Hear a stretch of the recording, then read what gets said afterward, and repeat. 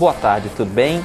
Eu sou Rafael Pasquarelli e juntamente com Felipe Ferreira apresentamos Você com Dinheiro, o programa de mercado financeiro e fundos de investimento aqui na DMC News. Felipe, boa tarde. Boa tarde, Rafael. É um prazer dividir a bancada aqui com você. E qual vai ser o tema de hoje? O tema de hoje, Felipe, vai ser estruturas societárias complexas. E vamos começar com uma estrutura societária do BNDES. Você não vai me perguntar por que eu escolhi o BNDES? Por que você escolheu o BNDES Participações? Não é isso? Exato, BNDES Participações. Por quê? A gente teve a eleição ontem e eu acho que um tema propício a ser discutido é o papel do Estado na economia. E sem dúvida, eu acredito que os nossos telespectadores concordam, o BNDES presta um serviço, não sei se em grande medida ou pouca medida, tendo participações relevantes em outras sociedades. É claro que isso depende de uma visão de mundo e aqui a gente não discute política, né? A gente nunca entra em política. Mas, de qualquer maneira, existe um impacto econômico por conta da participação e a influência maior ou menor do BNDES Participações na economia brasileira. Por quê? Porque ele compra participações e muitas vezes as participações são relevantes. Uma maneira de enxergar as participações do BNDES é verificar como o BNDES divulga as participações que ele possui. A outra maneira é verificar como que as empresas investidas divulgam os seus sócios. Qual jeito você prefere de ver, Felipe? Sem dúvidas, ver como as empresas divulgam seus sócios. Até porque eu vou encontrar as participações mais relevantes. E mais granularizadas. Qual é, Felipe, o documento que a gente usa para fazer esse estudo e trazer essa informação em primeira mão aqui para os telespectadores da BMC? O formulário de referência. Aqui no Brasil, a gente tem esse documento que ajuda bastante a compreender, absorver essas informações sobre governança corporativa. E esse formulário de referência, ele é publicado como? Uma vez por mês, uma vez por ano? Como é que é? Não, sempre que a empresa tem alguma alteração na sua estrutura societária, ela é obrigada a reportar esse documento com a atualização. Então, você consegue capturar, inclusive, informações que saíram ontem no formulário. Então, por exemplo, eu estou aqui olhando a estrutura societária do Pão de Açúcar, né? Então, eu consigo ver pelo formulário de referência. Esse formulário de referência do Grupo Pão de Açúcar, na Companhia Brasileira de Distribuição, para ser mais exato, ele é do dia 12/9/2022 e ele mostra, por exemplo, que o principal acionista com uma participação direta na Companhia Brasileira de Distribuição é a Wilks Participações. Essa informação a gente não obteve pela Wilks, a gente obteve pela Companhia Brasileira de Distribuição, que disse que a Wilks tem 34% do capital votante, quase 35%. E pelo formulário de referência também daria para ver quem é o dono da Wilks. É a empresa chamada Sergisor, é de origem francesa. E depois a gente consegue ver quem é o dono da Sergisor, que é o Casino, né? E o Casino tem 100% desta companhia sediada na França. Exatamente. E aí você tem uma concorrente do Grupo Pão de Açúcar, que assim podemos dizer, que é a estrutura da Americanas, né? Que também tem uma estrutura super particular, que chega em nomes conhecidos do mercado na sua última linha, né? Mas quando você vê a estrutura em primeira versão, você não consegue dar nenhum palpite. Muitas pessoas não sabem quem está por trás do Grupo Americanas, né? Vou tentar narrar, como se eu queria ser narrador de futebol para narrar o que eu vou falar agora, mas eu não vou conseguir. Vou dar um exemplo. Americanas, ticker AMER3. Quem tem 58% do capital está com outros, que a gente poderia considerar esses 58% da Americanas como se fosse o free float, certo, Felipe? Perfeito. Se eu conversasse com o RI da Americanas, talvez ela não considerasse, ou ele não considerasse, o 58 como free float. Mas nós externos, a gente falaria, o free float é esse outros aqui, 58% do capital da Americanas. Mas vamos lá. Principal acionista da SV Lame depois do outros. principal acionista da Americanas, depois do Outros. Uma empresa chamada SV Lamy, com sede onde, Felipe? Onde você acha que essa SV Lamy tem a sede? Vou chutar, eu não vou ver aqui, eu vou chutar Luxemburgo. Luxemburgo, acertou. Agora vamos ver quem é o dono da SV Lamy. É a BRC SARL, com sede em Luxemburgo. Então, de novo, vamos voltar aqui só para o nosso telespectador não se perder. O principal acionista da Americanas, participação direta, SV Lamy, com sede em Luxemburgo. Quem é o principal acionista da SV Lamy? A BRC SARL, com sede em Luxemburgo de novo. Quem é o principal acionista dessa BRC? É a Maniro Limited, com sede nas Bahamas. Quem é o principal acionista dessa empresa com sede nas Bahamas? Stichting Impar, com sede na Holanda. Quem é o principal acionista? Precisa ser narrador de futebol, que Stichting Enable, com sede na Holanda. Depois Impar Wolf, com sede na Holanda. E depois Jorginho.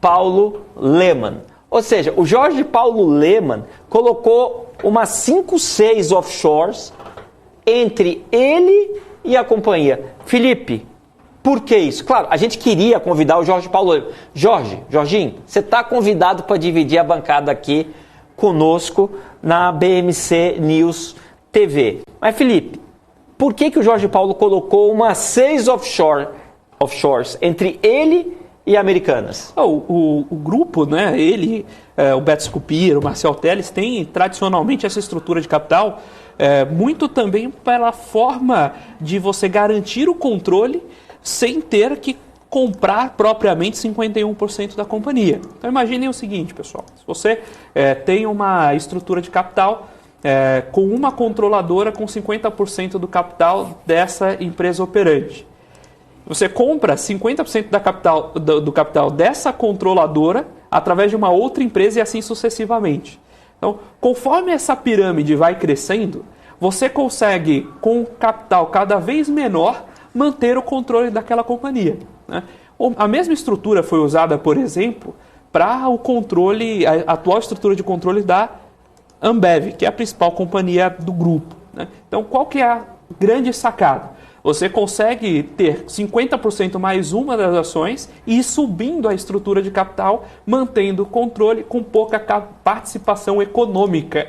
Então, esse tipo de estrutura é muito usada para isso, e além, é claro, de você conseguir compor formatos fiscais mais robustos e criativos. Um problema que eu acho que essas empresas possuem na hora de montar essas estruturas societárias complexas é ideia para nome de offshore.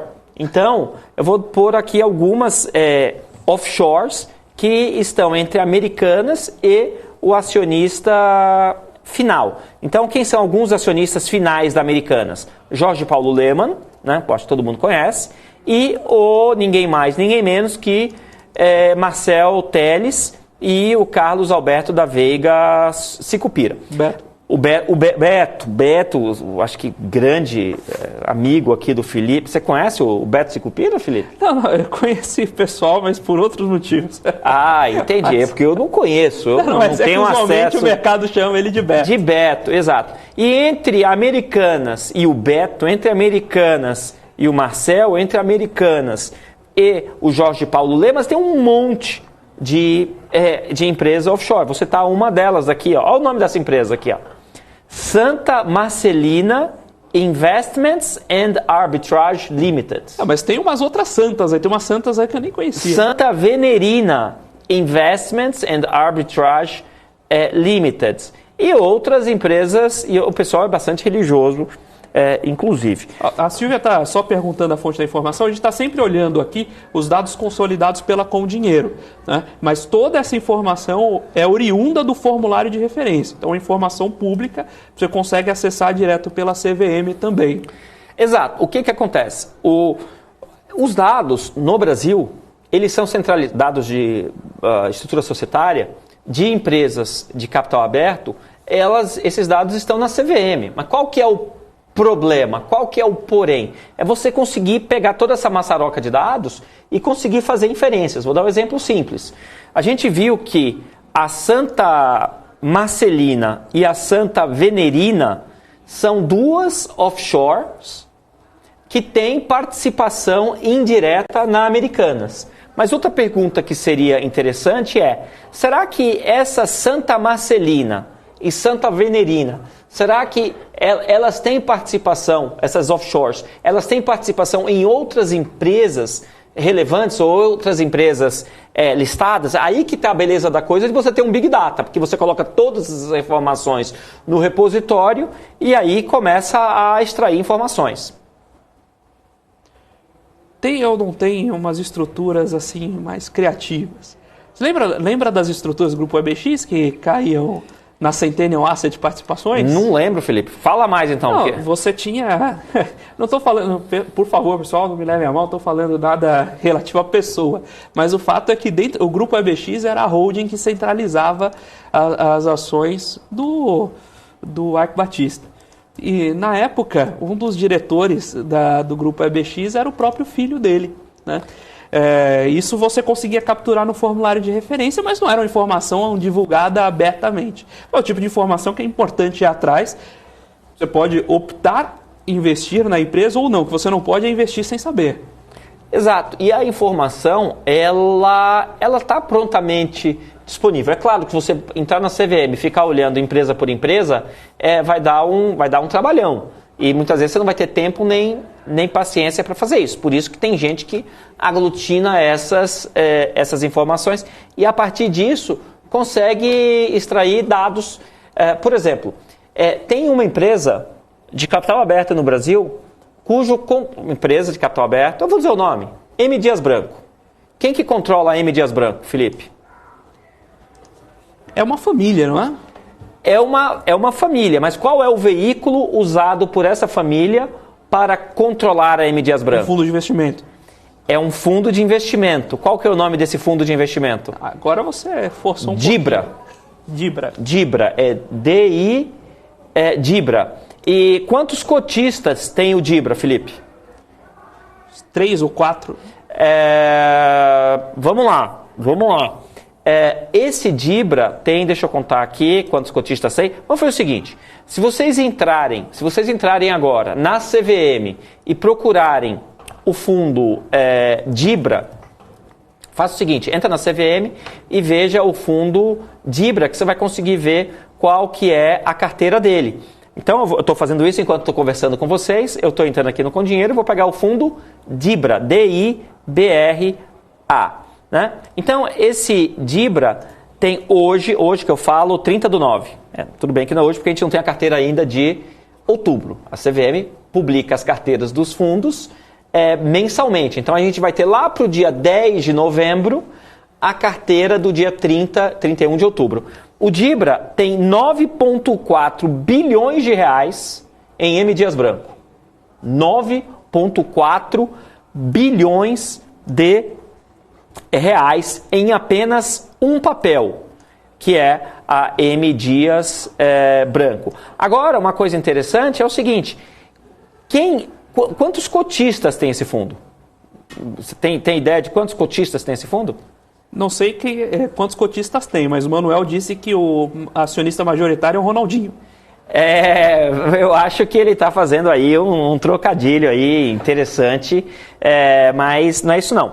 Então, o que acontece é o seguinte, esse fundo, quem está controlando é a família Dias Branco. E essa família Dias Branco tem daí 2, vem Dibra. 3, agora exato, Dias Branco. Não é pela habilidade no futebol. Não é por conta do Dibre, que eu acho que o colega está falando. E não é Dibre, é drible. Você compreendeu? Então avisa aí o colega. Gosto muito da audiência dele, mas é drible, não é Dibre. E aqui é Dibra. E sabe uma coisa interessante da M. Dias Branco? Os controladores são 3 Marias e 3 Franciscos. Vocês devem estar pensando, o que isso muda na minha vida saber que os donos da M. Dias Branco são 3 Marias e 3 Franciscos? Nada. Mas é interessante saber como você consegue capturar e rastrear essas informações. Então, são 3 Marias. Uma Maria das Graças, outra é Maria Regina, outra é Maria Consuelo. E os Franciscos são 3. Francisco Ivens, Francisco Cláudio e Francisco Marcos. Agora, quem é que manda? Felipe, o que você acha? Quem é que manda nesse fundo? essa estrutura foi feita para ser equilibrada, não é isso? Na verdade, quem tem o controle, se você somar, é a Maria Consuelo, ela tem 33,17% da companhia, né? E isso se dá via cota isso se dá via um instrumento fundo. E você tem, os demais são 6,63%. Então, eu já tinha feito essa conta antes, se pegar 6,63 vezes 5, isso aqui, da última vez que eu fiz essa conta, não importa quando eu fiz a conta, sempre tem que dar o mesmo resultado. O que pode mudar são as participações. Dá 33,15%. Então, 5 vezes 6,63 dá exatamente 33,15. E você sabe quanto tem a Maria Consuelo? 33,17. Então, o que acontece? Os 5 irmãos, filhos, eu não sei o que eles são, 2 Marias com 3 Franciscos, mandam menos que uma só Maria. Olhem que interessante isso. Como o tema de hoje são as estruturas societárias complexas, às vezes não tão complexas assim. A gente acabou de mostrar da Americanas, que é uma estrutura societária bem complexa, e agora a gente está vendo outra estrutura societária que consegue acomodar os interesses da família. Então, se você tem ações da M. Dias Branco, saiba que o controle está nessas 6 pessoas, só que dessas 6 pessoas, uma manda mais, ou seja, uma, que é a Maria Consuelo Saraiva, manda mais que Francisco Ives, Francisco Cláudio, Francisco Marcos e as 2 Marias. A gente está aqui falando, o pessoal comentou, que confuso, né? Que estrutura confusa. Imagina que essa é só a abertura de uma estrutura. A gente ainda vai ter que falar aqui sobre as corporations, sobre empresas com controle familiar, sobre empresas com controle de fundo, mas a gente fala disso daqui a pouquinho, depois do intervalo.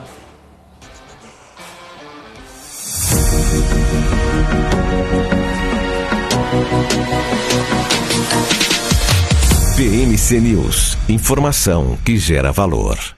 Você está cansado da mesmice? Negociando em plataformas com ferramentas desatualizadas?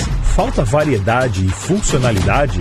Aproveite nossa grande seleção de ferramentas de trade. Baixas taxas de negociação, suporte em português 24 horas por dia, com mais de 200 criptomoedas disponíveis para trade e a facilidade de depósitos com Pix. Aproveite o futuro agora. Bybit. Abra sua conta hoje mesmo. Bybit.com.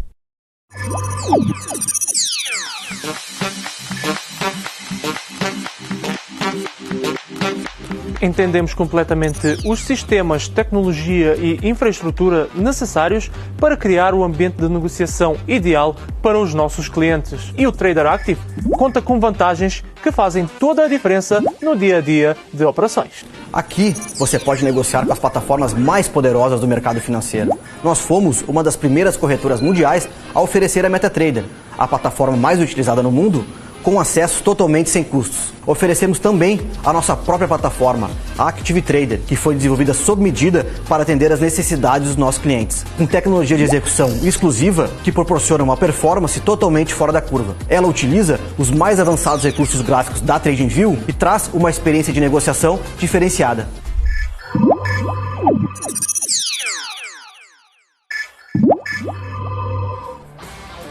Pessoal, tudo bem? Estamos aqui de volta no programa Você com Dinheiro, aqui pela BMC News, o programa que fala de assuntos mais sofisticados relacionados ao mercado financeiro. E hoje estamos falando de estruturas societárias. Essas estruturas societárias são muitas vezes criadas por praticamente engenheiros societários, mas na verdade são advogados e contadores. Geralmente advogados. Sim. Advogados e contadores, com o objetivo de minimizar gastos tributários e maximizar controle. Um negócio bem interessante que as pessoas têm que ter em mente é que o empresário ele quer maximizar lucro, claro, quer maximizar resultado, quer maximizar fluxo de caixa, mas ele também tem outra função objetivo. Imagine que eu estivesse lá no solver montando as minhas restrições e as minhas funções objetivo.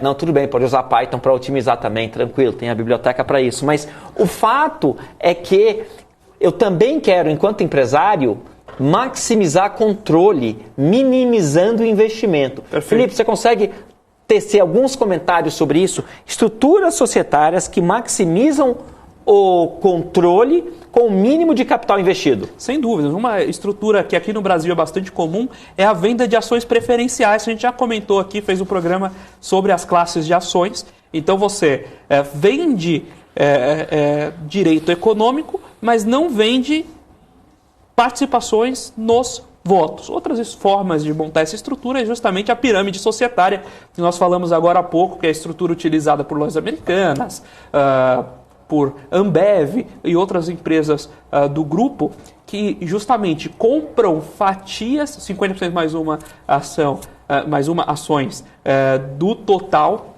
de cada grupo, e você vai subindo de nível, diminuindo a sua participação econômica, mas mantendo o controle. Ô Felipe, eu acho que você nem era nascido, mas a Lei 6.404, 1976, também conhecida como Lei das SAs, quando ela foi criada, ela permitia um limite de quanto de ações preferenciais na estrutura de capital de uma companhia? 50%? Não, 50% é quando ela foi reformada lá por volta de 2001 e 2002, quando a Lei 6.404 de 1976 foi criada...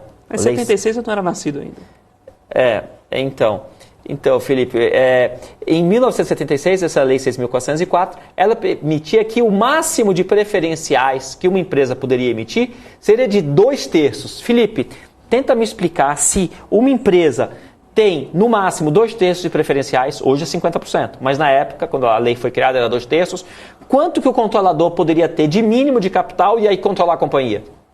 Ela poderia controlar a companhia com 15%, 16%. Metade de um terço. Metade de um terço, um sexto da companhia. Então pensem comigo, pessoal, vocês que estão nos acompanhando. Então vamos fazer umas contas rápidas aqui. Em 1976 foi criada a Lei 6.404.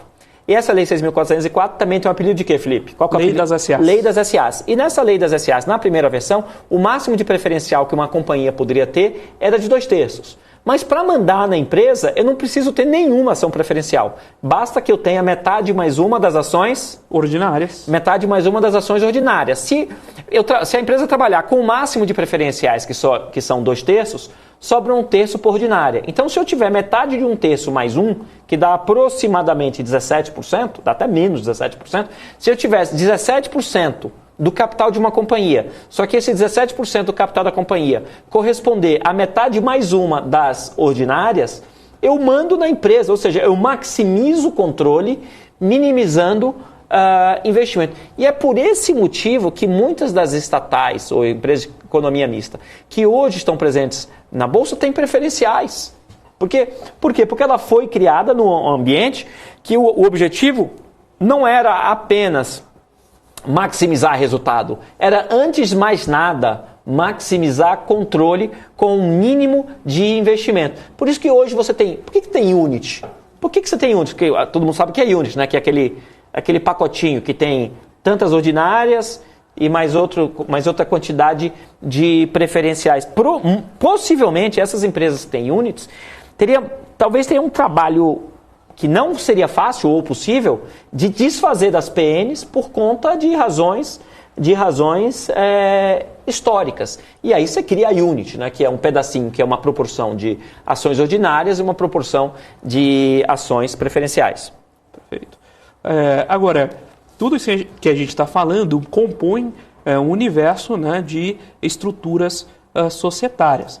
Mas antes de você pensar o fragmento da estrutura, é fato que você tem um conceito anterior quando planeja a composição acionária. Então você tem casos, eu tinha comentado logo antes do intervalo, você tem os casos das corporations. O que são corporations? São empresas que têm o seu capital essencialmente pulverizado. Você não tem nenhum controlador comandando a empresa. Essa é uma estrutura de capital muito comum nos Estados Unidos, por exemplo. Você tem também estruturas com controlador bem definido. Então, aqui no Brasil, essa é a estrutura mais presente, em que você tem pelo menos uma família, um grupo de empresários com 50% da companhia ou algum acordo de acionista que garanta esse controle completo. Mas não só isso. Existem estruturas que fogem um pouco a essa regra dual entre ser uma corporation ou uma empresa com controlador definido, que envolvem a participação de outros players de mercado. Usualmente empresas que tenham participações de private equity ou de grupos de investidores profissionais, né? E isso muda também a característica de gestão, né? Porque quando você tem um controlador e uma série de minoritários, o conflito é muito mais duro, né? Falando em conflito, Felipe, dá para dizer que em corporations em que não há a figura do controlador, né? Quando você pensa, vamos supor, você pensa no Itaú, você já sabe quais são as famílias controladoras, o que estão lá no controle compartilhado. Quando você fala da Cirela, o que vem à sua mente? Não? Acho que vem à mente o Eli Horn e assim por diante. A minha pergunta é, em empresas em que não tem um controlador bem definido, fica mais fácil para os diretores deitarem e rolarem em termos de remuneração? Sem dúvida. O conflito, o chamado conflito de agência, migra de figura. Você tem um controlador e vários minoritários, você tem um controlador muito mais forte do que os minoritários. Então, um cabo de guerra com um perdedor claro. Quando você tem só numa estrutura de corporation, só os diretores mandando na companhia, não tem ninguém para vigiar, o conflito de agência continua, só muda de figuras. Aí agora vai ser a diretoria que vive dentro da empresa contra você, investidor de bolsa, que eventualmente passa na frente da sede. Ô Felipe, tem uma pergunta aqui deixa eu ver aqui, Silvia Torres. A estrutura sempre vai ser através de holding ou offshore? Não. Tem uma estrutura de controle muito comum que é via FIP. Felipe, você sabe dizer por que uma empresa pré-IPO colocaria a empresa embaixo de um FIP? Específica? Montar toda a sua estrutura ou não? Eu quero abrir o capital da minha empresa. Então eu detenho as ações de uma empresa chamada XPTO SA, e quero abrir o capital dela. Só que eu quero abrir o capital daqui, eu já sei que eu vou abrir, mas não vou abrir agora não. Por que eu colocaria? Porque eu me tornaria sócio de um FIP e o FIP compraria as ações da XPTO. Você sabe, tem alguma ideia? Para represar o lucro da operação de venda? Porque é mais simples que isso. Eu vou explicar o que acontece.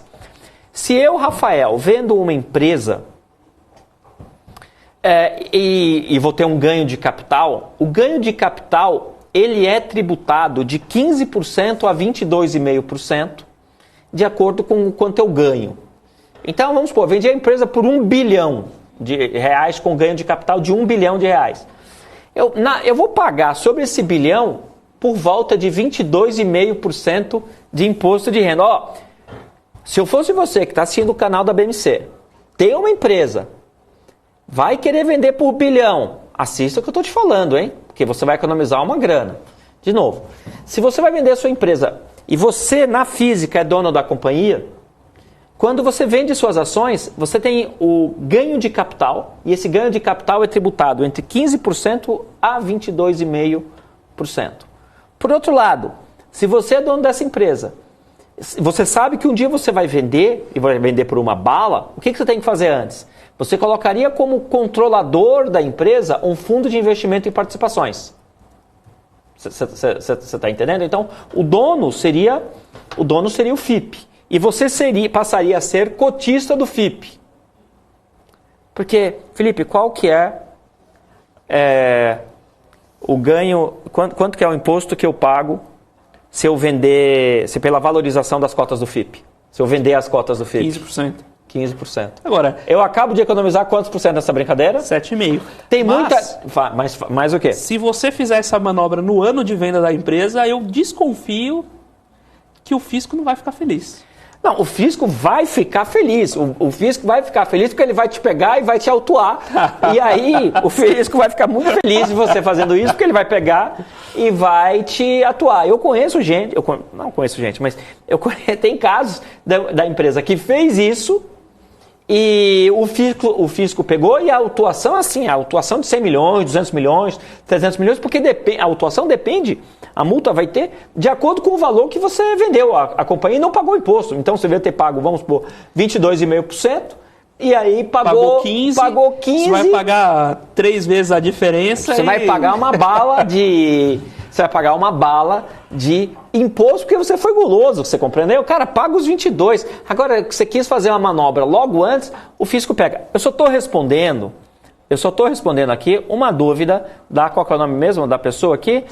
Silvia. E ela perguntou, a estrutura sempre vai ser através de holdings ou offshores? Não. Uma estrutura bastante comum para controlar e ter participações e outras empresas é via FIP. Então, toda vez que você escutar alguma coisa assim, o private equity tal tem uma participação da empresa. Então, pega o caso da Pets. Qual que era o nome do private equity que era dono lá da Pets? Não lembro. Eu também não, mas eu já vou lembrar. Então, o que acontece? Era o mesmo private equity que tinha colocado dinheiro no Indusval. Aí no Indusval ele não ficou muito feliz.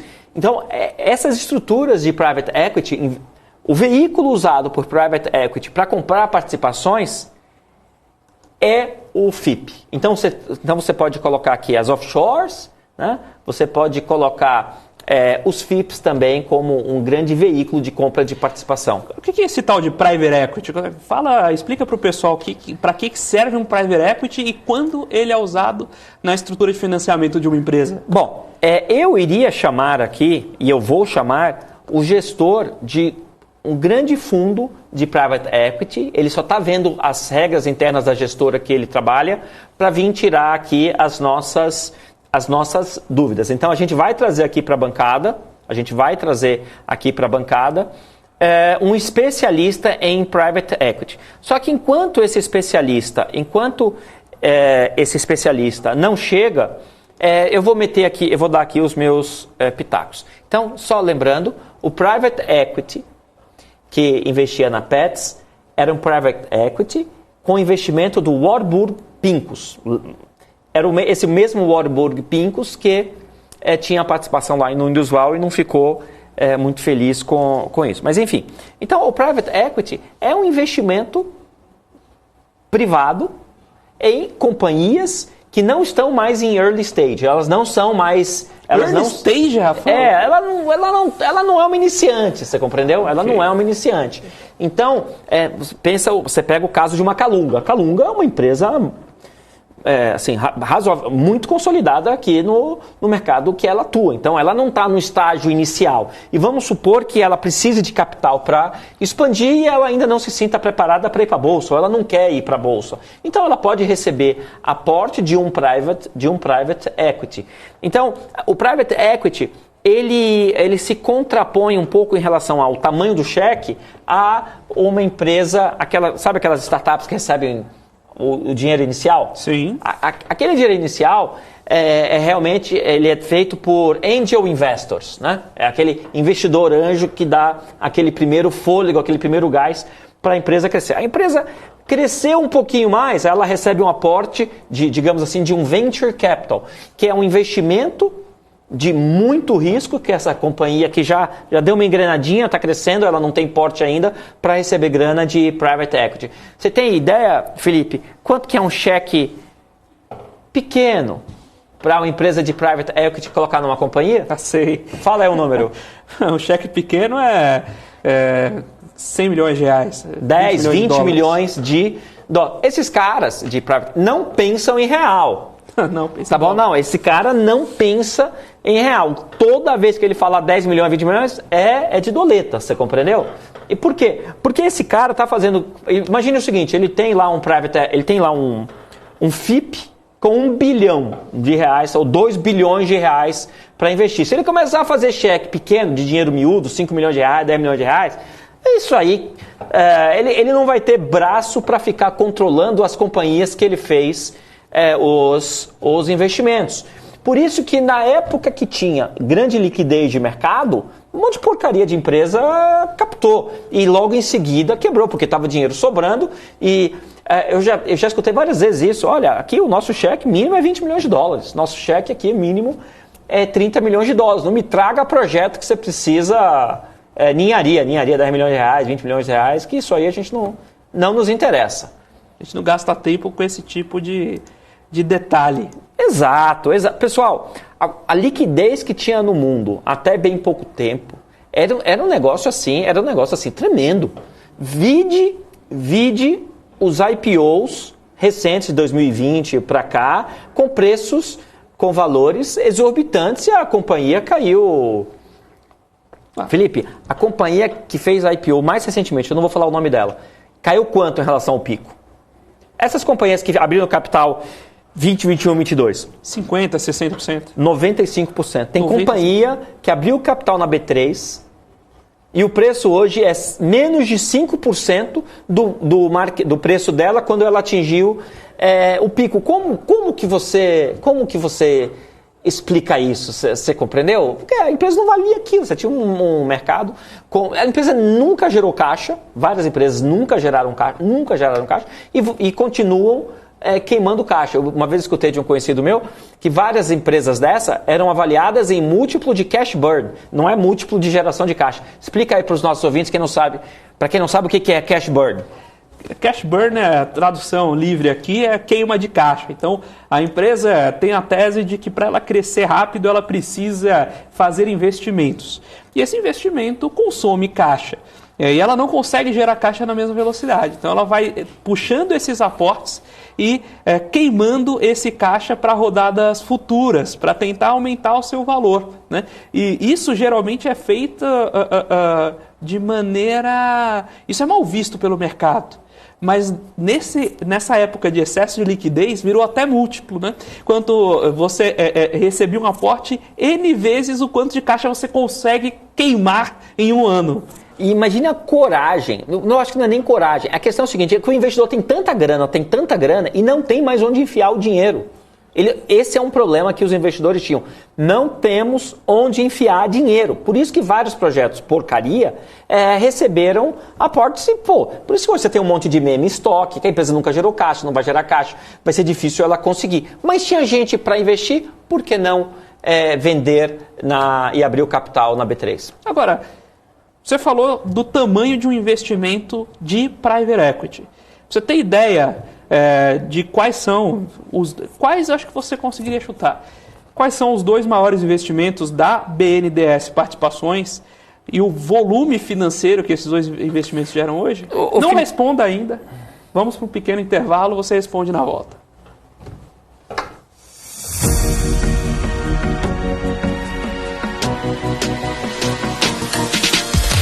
BMC News. Informação que gera valor.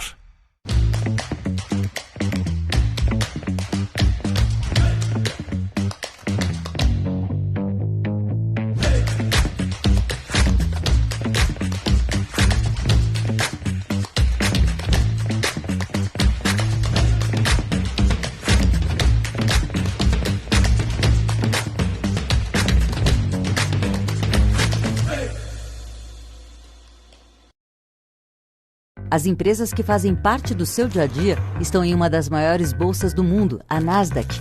E a boa notícia é que você pode investir nessas empresas diretamente pela Avenue, sua corretora nos Estados Unidos. Com os dados das ações dos Estados Unidos fornecidos pela Nasdaq em tempo real, o cliente Avenue pode acessar diretamente as maiores bolsas do mercado americano.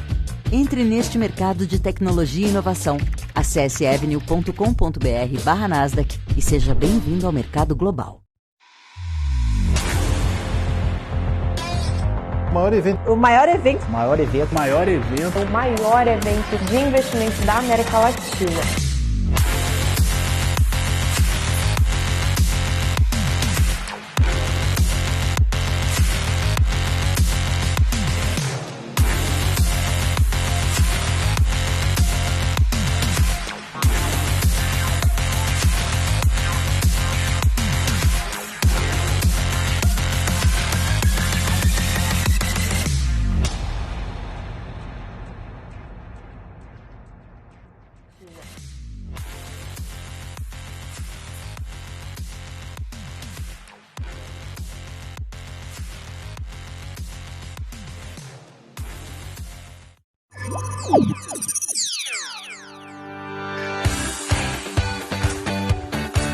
Aqui você pode negociar índices como o DAX, Nasdaq e S&P 500, e commodities, como soja, cobre, petróleo e café. Além de ações e ADRs das maiores empresas do mundo, como a BMW, Google, Apple, Netflix e Disney.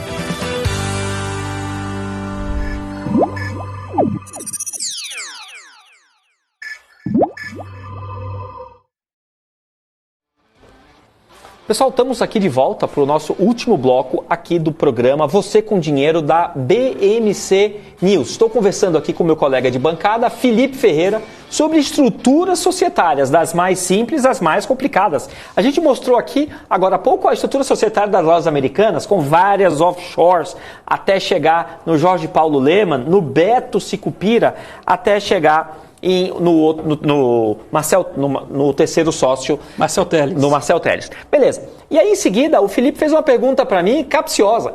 Qual é a maior participação que o BNDES tem em termos de valor? Pô, Felipe, essa eu sei. Essa até eu sei a resposta. Diga. O dono da holding chama-se Josely. Acertei? Quase. Por quê? Você esqueceu que o BNDES Participações tem participações na Petrobras também. Então, eu errei. Essa deve ser a que eu respondi, foi a segunda. Então, fala aí para mim sobre as participações que a BNDES Participações possui. A maior participação que o BNDES Participações tem é justamente em Petrobras, mais de 30 bilhões de reais, né? Seguido pela própria JBS, que são mais 15 bilhões de reais aproximadamente. Então, a gente estava conversando sobre Private Equity, só as duas maiores posições de BNDES Participações seriam capazes de montar um fundo de Private Equity de mais de 40 bilhões de reais, próximo aos 50 bilhões de reais ou 10 bilhões de dólares. Dá para montar um fundinho bastante razoável. Ô Felipe, essa informação da Petrobras foi passada no dia 19/10/2022. Recente. Muito recente. E a informação da JBS... você não tinha falado de JBS ainda, né? Tinha falado. JBS é do dia 22/9/2022. Então, a gente está falando aqui de informações fresquinhas. E aí você me disse qual era o valor mesmo da participação no dia... a participação do BNDES no Petrobras? Dá uns 30 bi. De reais. Uns 30 bilhões de reais. E da JBS uns 15. Sem somar os dois, dão 45 bilhões de reais. E você consegue dar mais detalhes? O BNDES tem ações ordinárias ou preferenciais da Petrobras? Boa pergunta. Ela tem preferenciais. Tem preferencial. E a BNDES Participações tem quais ações da JBS? Ordinárias, porque ela só tem ordinárias. Beleza. E a BNDES Participações tem Copel? Tem Copel, tem Energisa, tem várias empresas de infraestrutura. Esse é um ponto importante, porque muita gente acha que o Banco de Desenvolvimento, BNDES, só financia projetos através de financiamento. Parece o caminho mais comum. Mas uma coisa que eu gosto de dizer para os meus alunos, olha, a diferença de dívida e sociedade não é binária, não é dívida é uma coisa, sociedade é outra, não, isso é um espectro. E especialmente para projetos iniciais, não faz muito sentido colocar dinheiro via financiamento tradicional. Se a empresa for pequena. Se a empresa for pequena, ou então se ela... Por exemplo, no caso da JBS, a empresa já não era pequena, mas era uma empresa com potencial de crescimento. Pensem comigo, se você tem uma empresa com potencial de crescimento muito alto, mas um risco grande de quebrar, e você empresta dinheiro para ela, e a empresa quebra, você perde tudo. Se a empresa explode, cresce pra caramba, você ganha os juros, né? Por outro lado, se você é sócio e a empresa quebra, você perde tudo, mas se a empresa se desenvolve, ela vai super bem, você ganha junto com o boom, né? Então, é muito comum que para empresas mais jovens ou em fase de crescimento, o financiador não entre com um financiamento tradicional, mas faça aportes. Então, o BNDES tem esse braço de participações que se assemelha muito justamente a um fundo de private equity. Beleza. Só para vocês terem uma ideia, eu estou olhando aqui que o BNDES tem participações na Energisa, tem participações na Embraer, na Companhia Energética de Minas Gerais, na Oceana, na AES, na Iguá e por aí vai. A carteira de investimentos do BNDES é muito grande. Ô Felipe, você acha que essa carteira de investimentos do BNDES vai aumentar ou vai diminuir? Eu acho que vai aumentar. Por quê, Felipe? Eu acho que vai aumentar. Eu acho que tem muito espaço de investimento no Brasil. E a gente tem formas privadas e públicas de fazer esse investimento. E o que a gente tem de sinalização para próximos anos é uma tendência de maior Estado. Então, natural que se use o BNDES como veículo. Antes usar o BNDES do que comprar a empresa via Estado, né? Pelo menos o BNDES tem um nível de independência. E me fala uma coisa, Felipe, pelo que você está olhando aí na Bolsa, como é que está o preço das estatais? Controladas pelo governo federal. Vamos fazer aqui um comparativo? Não sei se você consegue entrar rapidinho e me ver o seguinte. Como está a Sabesp e como está a Petrobras? Por que a Sabesp e a Petrobras? Porque a Sabesp, quem que controla a Sabesp, Felipe?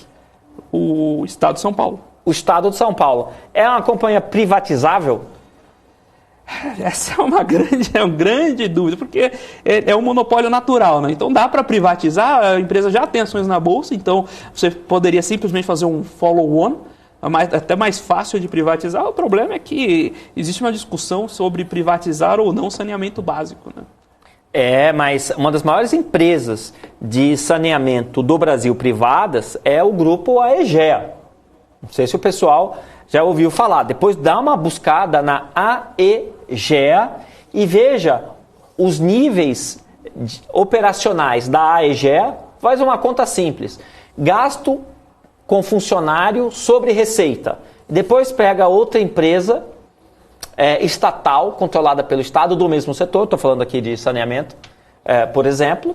Água e saneamento, e ver quanto que essa empresa estatal gasta de folha como percentual da receita. Tente fazer esse experimento. O que eu vou fazer agora é olhar quem são os principais acionistas da Sabesp. Vamos ver aqui. Qual que é o ticker da Sabesp mesmo, Felipe? Ticker da Sabesp? SBSP3. Vamos lá. SBSP3. Beleza. Então, o governo do estado de São Paulo, a Sabesp é uma companhia que só tem ações ordinárias, e o governo do estado de São Paulo tem 50,25% do capital da Sabesp. A Sabesp, a mercado, vale quanto? Tem alguma ideia do último valor da Sabesp, Felipe? Não. Eu também não. Mas SBSP3, estou entrando aqui no Com Dinheiro, enquanto eu falo com vocês... Eu chutaria, sei lá... Você chutaria quanto, Felipe? Uns 30, 40 bis. Você está olhando o número ou você... Um palpite. Vamos ver aqui. Eu chutaria, vou dar um chute aqui, 40 bi 690 milhões de reais. Bom palpite. Bom palpite. Então pensa o seguinte, a Sabesp vale, a mercado valia, vamos por fechamento de sexta-feira, 40 bilhões. O governo do estado de São Paulo tem 50,2% do capital dessa companhia. Se essa empresa for vendida, você acha que a mercado ela sai acima ou abaixo de 40 bi? Muito acima. Mas por que, Felipe? Se ela está negociada na Bolsa a 40 bi, por que quando o governo do estado de São Paulo, se ele for vender, e eu acho, bom, não acho nada, mas... Por que se fosse vendido sairia mais de 40 bi? Não, porque existe toda empresa, a gente já conversou sobre isso, tem um prêmio de mercado por ser estatal, né? Você tem um risco de troca de controle, assim por diante.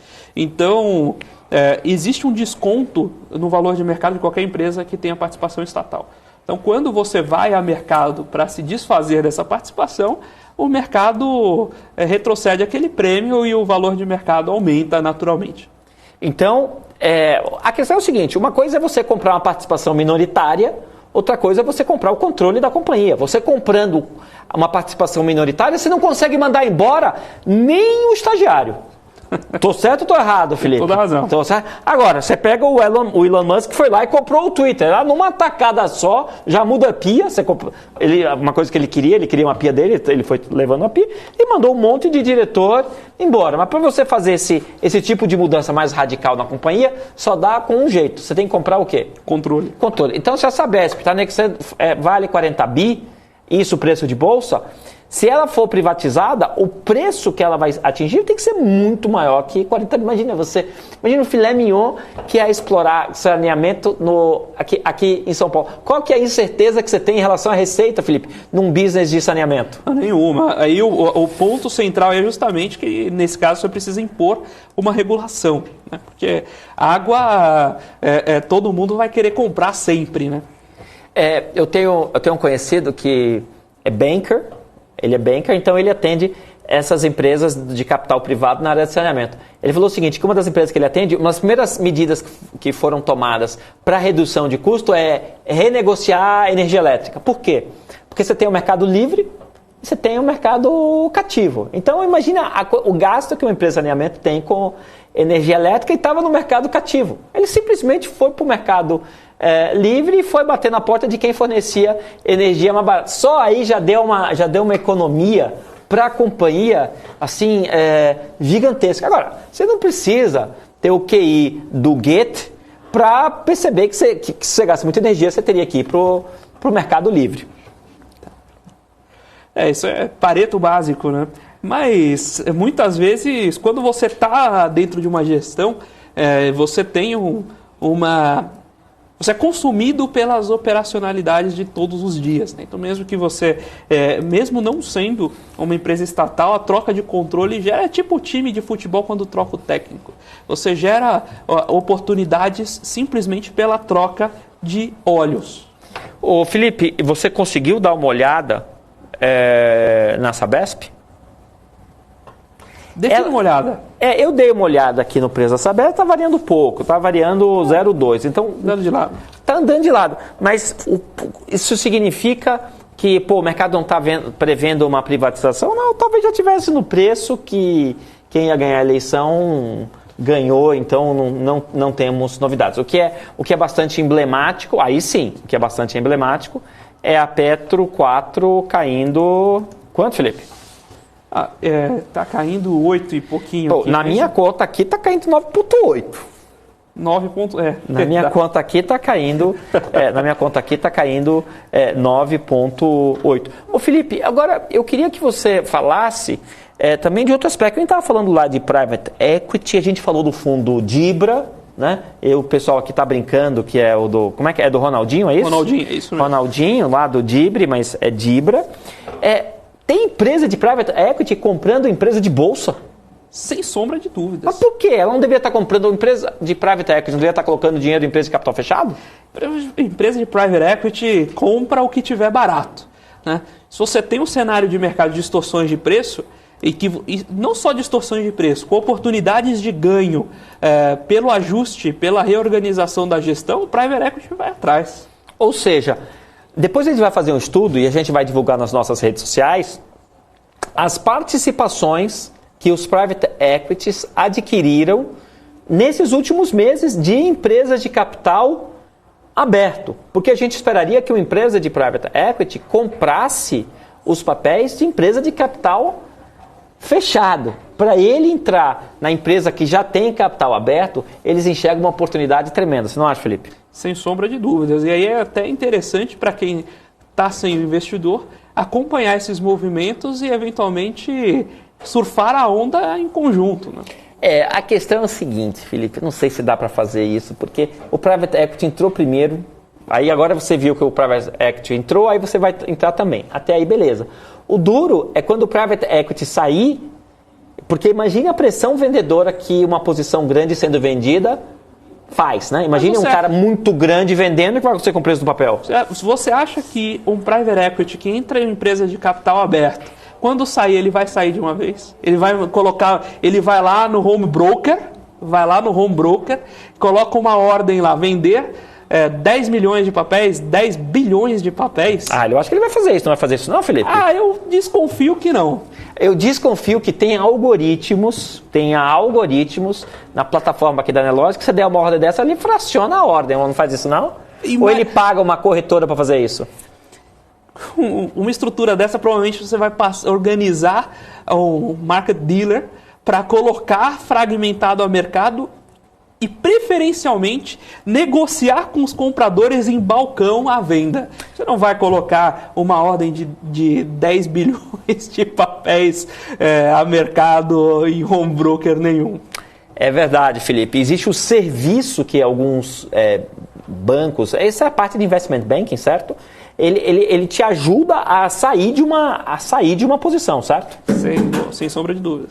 Muito bem, Felipe. Estamos chegando aqui basicamente aqui no final do nosso programa e, como sempre, a gente sempre traz aqui ideias de fundos com nomes peculiares. Felipe, você fala primeiro o seu. Antes de falar o meu, eu não vou deixar de pedir o seu like. A gente está com uma audiência super bacana hoje. Deixa o seu joinha aí, que você que está assistindo a gente pelo YouTube. É sempre muito importante para a gente a valorização do nosso trabalho e o reconhecimento de que o programa está sendo bem conduzido. Então deixe o seu like aí no YouTube. E o meu fundo de hoje é o Pinguim FIA. Pinguim FIA é um fundo simpático. É um fundo simpático. O meu fundo, eu vou usar suas palavras que você usou nos últimos 30 segundos. O fundo de hoje é o super bacana, multimercado, fundo de investimento, crédito privado e investimento no exterior. Podem dar uma gugada. Existe. Aí agora vocês vão decidir se o nome mais curioso é o que mesmo? Pinguim FIA ou um fundo cujo nome é super bacana, multimercado, crédito privado, investimento no exterior. Pessoal, deixem depois nos comentários a sua preferência em nome de fundo e nós ficamos por aqui com mais um Você com Dinheiro. Até amanhã. Até amanhã.